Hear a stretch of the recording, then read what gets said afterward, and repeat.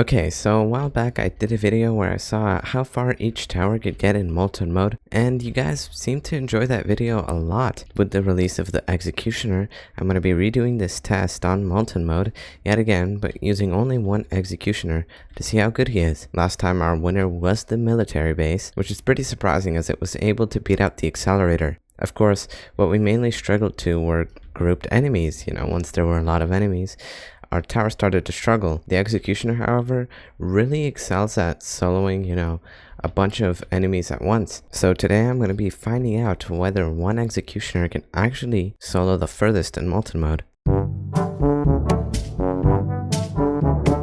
Alright, so the best map for this is probably Toy Board, which is unfortunate because as you can see here, your eyes are currently burning, so I will actually make the map less bright in my video editor. So the way this works is I save up for the tower, I skip the waves, and then once I place down one Executioner, that's it. I can't place any more. I'll upgrade the Executioner to max level, hopefully, and from there, we'll see how long he can survive. So I'm not really sure whether the best spot is like here or here. I'm gonna go with right here. I'm allowed to sell the tower. That's only because I'm technically never going above one tower on the map at once. So here we got the normals, which are pretty easy. The Executioner does exactly 4 damage, so he one-shots them without a problem. And just as easily as that, we're already able to get the improved throwing upgrade. Military base was able to make it to wave 33 last time, while the melee counterpart to the Executioner, the Gladiator, was able to make it to wave 30. So let's see if the Executioner can beat that. If you're wondering why my voice sounds a bit different, I am feeling sick, but it shouldn't be anything too bad. It's definitely not COVID. And there you go, a level 2 Executioner. So far we haven't had any problems. Now, if the Executioner still had his bug, that would make the whole challenge way easier, because, his bug is what really made him the strongest tower in the game for some time, until of course the developers patched it within like 2 hours of hearing about the bug. It's crazy to me. The developers haven't added most of the stuff that they actually promised in the update. You can find messages from a year ago saying oh yeah, the next update we plan to release matchmaking, PvP and all of that, and they still haven't released that. But then the second they hear that there's some OP bug, they immediately focus all their efforts on it. I just don't get it. Now, before you go raging in the comments saying oh, the developers, have stuff to do and this OP bug is game breaking, and even if they don't add PvP, you could still live your life. I still don't really believe that it would take the developers a year to fix flying towers getting stunned. I bet the most it could take them is a day. They just decided not to do it this whole time because they I don't know, for some unknown reason. Now, a problem I see here is hidden enemies. Will we be able to afford the hidden detection on it before the hiddens come out? We were able to do so with the turret, but I believe this is a bit more expensive than the turret here. Well, at least for hidden detection. I guess the overall cost of the Executioner is not as high as the overall cost of the turret. I also don't really like this RNG at all. Sometimes, yeah, you see it did damage twice there, did damage twice again, but then other times it just does damage once. This also applies to bounces. Sometimes, when it hits an enemy, his axe, what is it called? I don't know.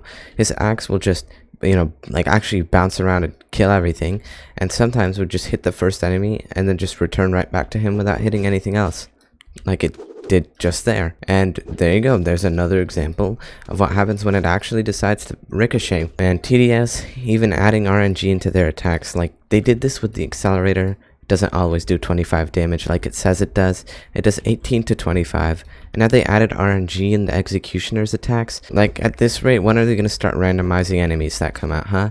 Alright, so I'm really close to getting hidden detection, and the hiddens are coming out right now.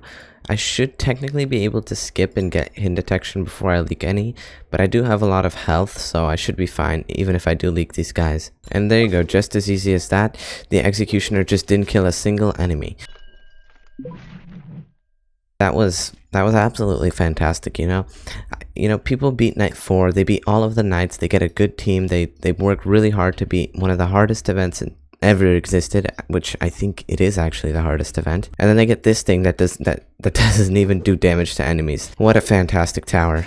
Although for crowd control, when it does its job, it does a really good job. This spot is like just barely out of range of this track. Like, I wish you could see, the tower's range at like max level before you place it down, because, there's no way for you to assume. That would actually be a really interesting feature. Imagine, like, you see here, when I grab my tower, there's a blue ring. You can't really see it because of this map being so bright, but you know what I'm talking about. It shows you the tower's range. Well, maybe there should be like, on the outside of the ring. I'm gonna do my best to show it here. So here's the ring that you can barely see. And then on the outside, there'll be like a different colored ring, like maybe yellow or something.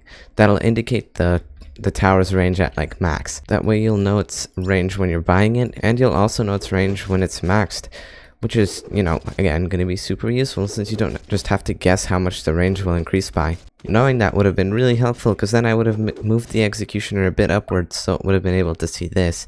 I guess now I'm just going to have to wait so that I get enough money so I can sell and rebuy him a bit more forwards. Also want to see if changing his targeting really does anything. Pretty sure it doesn't. Yeah, it doesn't seem like it does. I mean, the axe doesn't ricochet anymore. Look, we have 5 bounces. Right now it says, the next upgrade is 7, but the current one has 5 bounces. It's just hitting the first enemy. That's not what I paid for. Right? Of course, I can't really complain until it loses, because right now it's doing a good job, as a lot of the enemies that are coming out are currently just crowded. Things are going to start getting more interesting, like around higher health enemies, because, this really excels at crowd control. At single target, not really. I mean, you can see here, it's kind of falling behind. I don't know if you saw that, but he just pretty much didn't throw his axe, but a bunch of enemies died. So I guess you can't always see his attacks, and it's not like that's like a huge problem or anything, just that's not a bug that should be happening. So there you go, we got a max Executioner. He's able to handle all of these Moltens now in 1 or 2 shots. Technically it should be 2 shots, because it does 80 damage, but sometimes it does damage twice. And the Executioner has no problem soloing all of those Moltens. So it sells for 7,600, so I'm assuming I'm gonna need like what, 15 to 20k before I can sell the Executioner for a new one a bit further up. In the meantime, I guess you get to watch this Executioner shred all of these hordes of enemies and hopefully not lose to the slow boss.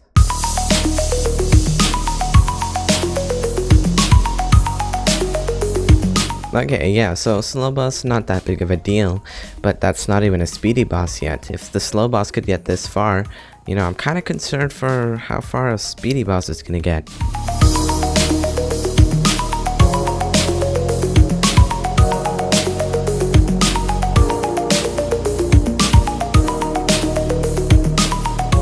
Okay, so we got a hidden boss, which is fast, but it should be no problem because the Executioner does a lot of damage and has hidden detection as well.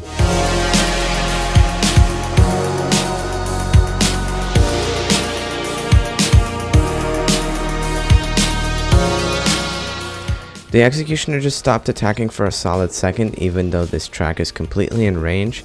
As you can see here, the circle ends here, so we're gonna leak an entire shock thanks to that. But I'm gonna move up the Executioner just a bit to get his range on this track now.